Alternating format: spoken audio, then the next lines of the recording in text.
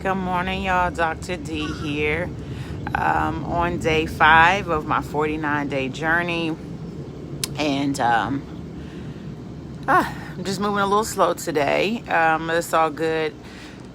Just slow in a good way, though. Just slow down my mind. This journey is really helping me unpack some things. And so for those of you just joining me for the next 49 days, I'm going to be just unpacking my voice right in front of you.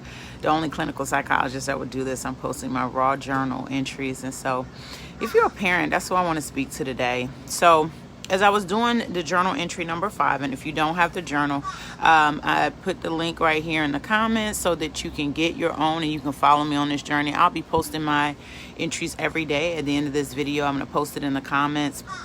And you can certainly follow along. I have people to follow me, follow along in my journey, and I appreciate each of you on my 60 days of sobriety.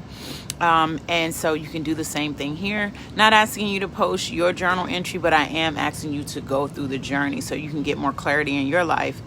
And so this morning, it was the entry instructs you to, I say the entry, I wrote it, right?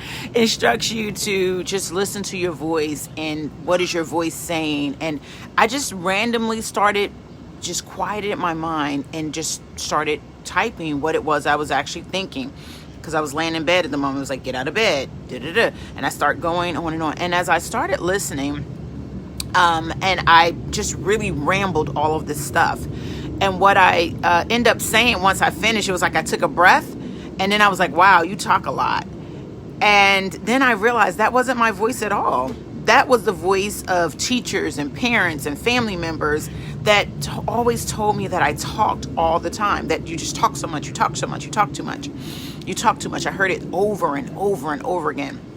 And so I thought about yesterday during my breaks with my in between my clients, my son would know I was on a break and he'd come and he'd start talking. And I mean, he's just full of excitement. Mom, and he's just joking. And I'm like, shh, shh. I'm just shh. I keep telling him to shh.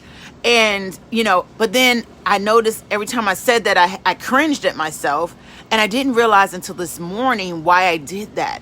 I cringed because I know how it felt. Let me make sure I get my tea going.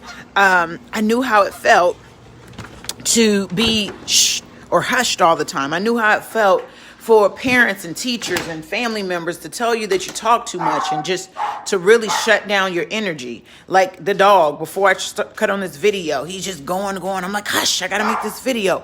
And so I thought about how that could kill a person's self-esteem to be able to tell them to hush. And I also thought about a story about one of my clients who, this was years ago, almost 20 years ago. Her daughter was deaf, had never heard a sound in her life. And she heard me on the phone telling one of my kids, oh, just be quiet. Oh, just hush. Oh, just shut up or something like that. I don't remember the exact word, but she said, don't ever tell your kids to do that. She said, because what if they couldn't talk? So not only was her daughter deaf, her daughter couldn't speak. And so I thought about that this morning about what if our kids are silenced from being who they actually are, who they feel that they should be, because we hush them. We tell them to shh if they're too excited about us, if their ideas just seem so irrational to us as a program adults.